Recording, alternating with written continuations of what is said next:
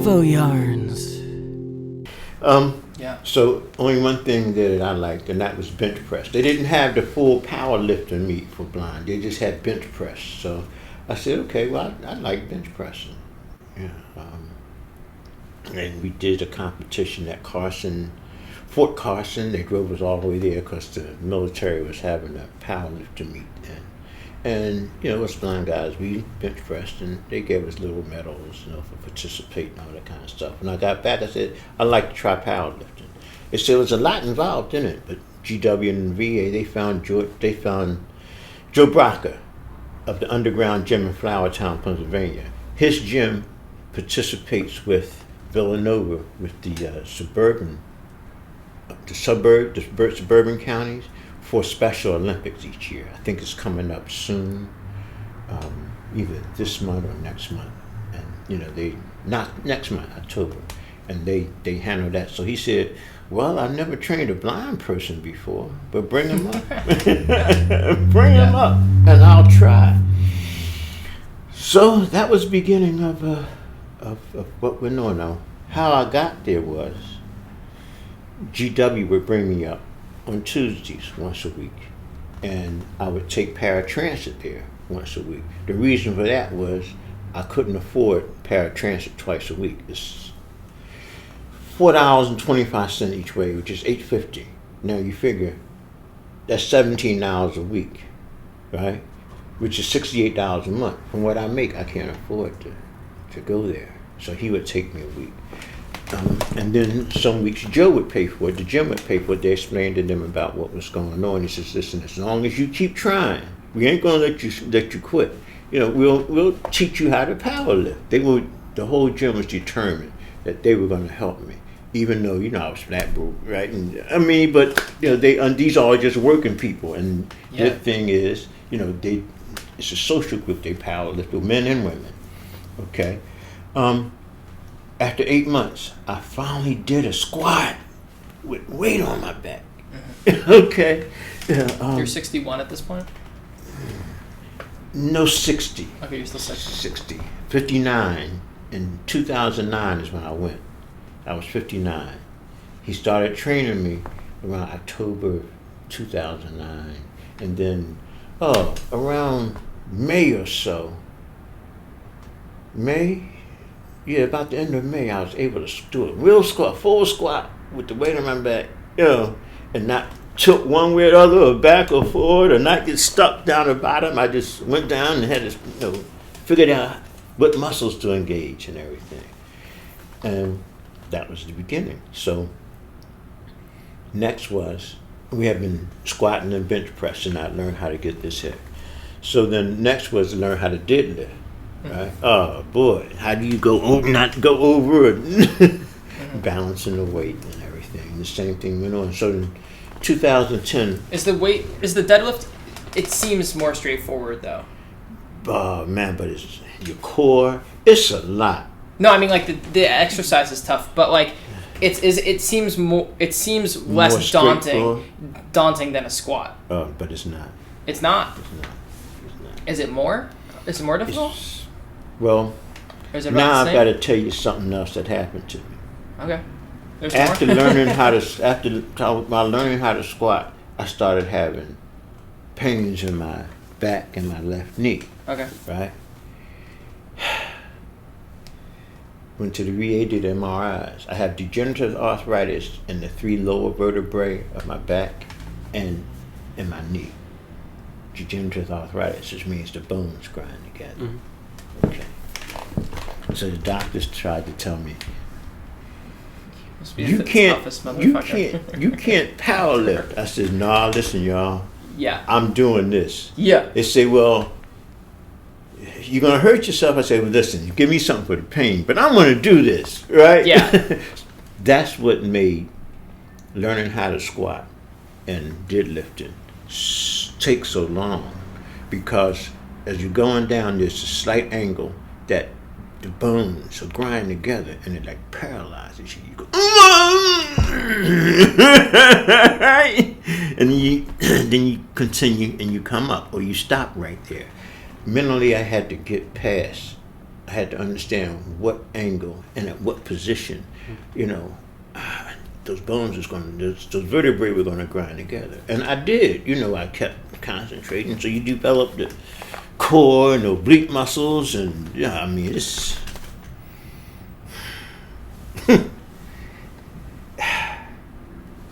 degenerative arthritis also runs in my family. I didn't know that until, you know, one of my uncles told me. You know, my mom had it, hollow hernia. Everything that ran in my family, out of 6 sisters and 1 brother, I got it all. I mean, you're so damn tough, man. It's almost like, only you could handle this. You know, like, it's just unbelievable. Oh, man, listen. I still don't believe it's me. Yes, people say what you're doing. I said, listen, I tell God all the time, God, you got me here. And you didn't let me kill myself, and you didn't let anybody kill me. But this journey ain't easy, you know? No. This journey's not easy, right? And it seems like every time that I've gotten to the point that I can just make it, or just take a little step higher, or a little step forward, I get knocked back a body length, you know, a whole, like a 15-yard penalty, right? Sometimes a lot more than a 15-yard penalty. Yeah, you know, because everything that's happening is medical, right? Yeah. And yet I'm performing at my age, you know, whereas most people become sports figures between age 15 and 40. Here I am going into my 70s, and I want to go until I'm 80 or 85. You know, and I just need somebody who's willing to say, okay, you're worth investing in. You know, somebody to come and say, listen, what does it take? Yeah, so talk about that. So talk about where you at now, because now you're sort of at this point where you're killing it, right? I mean, especially relatively to your peers. Mm-hmm.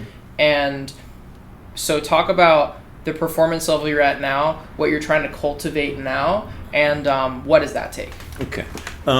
First of all, it's taken all these years for me to really mentally be able to perform each lift. 9 years. 9 years, you know, with ease. Okay, I mean, it's taken this long to mentally, physically, skeletal-wise, muscle group-wise integrate.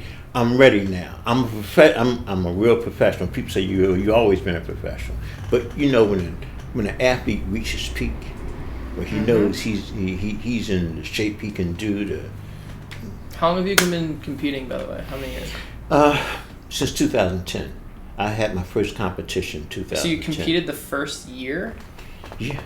That's wild, dude. Yeah. I didn't lift much, you know, but coach wanted to get me into the. Just get it moving. Yeah, you know, here, take your first meet.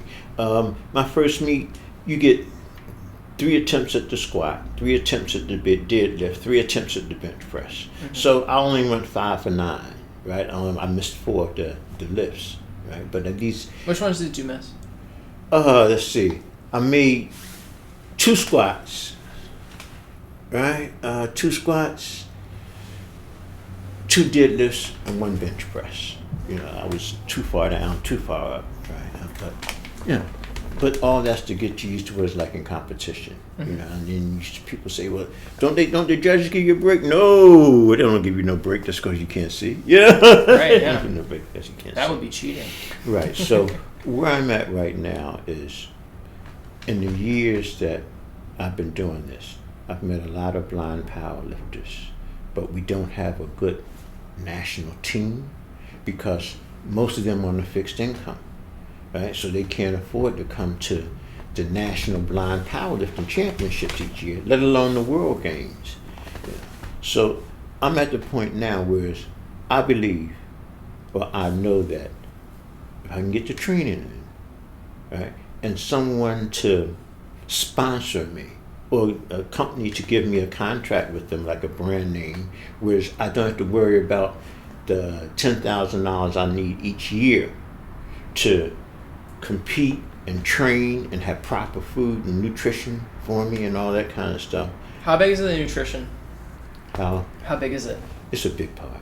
It's such a big part, man. It's a big part, and I can't afford it. What would you say? 60% of the return on investment comes from. Is it 60? Is it 70? Is it 50? It's 60. Yeah, right. Because more than half, right? 60, yeah, 60%. I Yeah. mean, It's crazy how good shape that you'll be in, just even if you almost don't work out at all, but you eat fantastic. Yeah. You'll almost be an athlete, like in a way. You know what I mean? But you still got to do something. Yeah, you still got to get that rich oxygenated blood flow. Yeah, no, don't listen to that shit. Like, work out all the time and eat well, but like if you can eat well, like it really makes a difference in what your body, as long as you give your body the nutrients and the vitamins that it needs. Mm-hmm. Because my diabetes is getting worse, they're giving me pills to protect my kidneys, and I'm getting B12 shots and nutrient shots because, when your diabetes means your blood thickens. It's full of sugar. And everything your body converts into sugar, it gets in your bloodstream. So now all the little secondary and tertiary veins and arteries can't pull the nutrients out of it, or it can't flow through there as good as it could. And so you become, even though I'm like I am, the doctor orders nutritional supplements for me every 2 weeks in shot form. Complete B complex, right? Yep. Folic acid and a couple other nutrients. Not because it's because I can't eat according to how I work out. Okay. Right. A lot of times, in order to make it through a workout, I carry glucose tablets. I have glucose tablets and peanut butter crackers just to make it through the workout because I feel myself weakening, my sugar dropping, and all that kind of stuff. And I want to stay at a certain level of performance, and it drops fast. And it drops fast when it begins to drop. I mean, diabetes is the craziest disease, and I wouldn't wish that on nobody. But I'm an athlete, and I'm a darn good athlete. I wanted, like to say, I'm one of the best in the world, and I'm gonna brag about that at my age. Talk about your weights. What you can do with movements.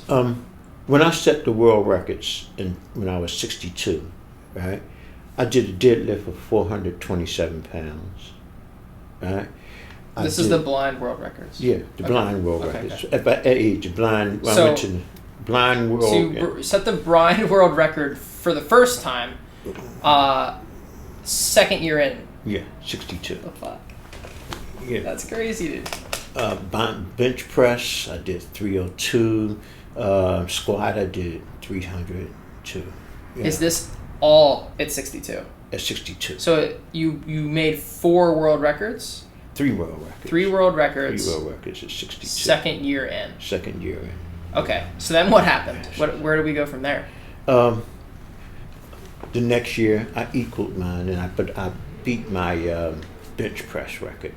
Okay. So I've been either beating or equaling those records every year since then.